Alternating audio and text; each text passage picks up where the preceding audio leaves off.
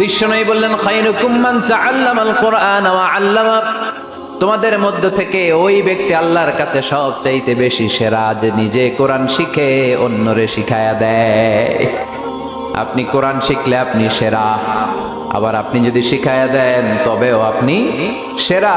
এজন্য কোরআন শিখানোর চেয়ে শ্রেষ্ঠ কাজ হয় না। আপনি যদি কাউরে শুধু সূরা ফাতিহাটা শিখান, কোন সূরা, ওই লোক যতবার জীবনে সূরা ফাতিহা পড়বে তার একটা পার্সেন্টেজ সওয়াব আমলনামায় আপনার আছে না নাই?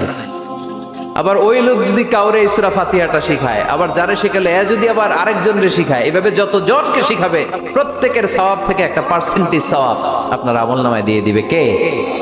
এজন্য কোরআন শিখবো, শিখাবো, শিখবো, শিখাবো। যারা কোরআন জানি না, কোরআন জেনে মরবো, no excuse will be granted that day.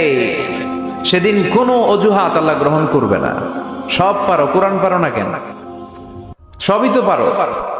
হিন্দিতে কথা বলতে পারো, ইংরেজিতে কথা বলতে পারো, কোরআন পারলা না কেন?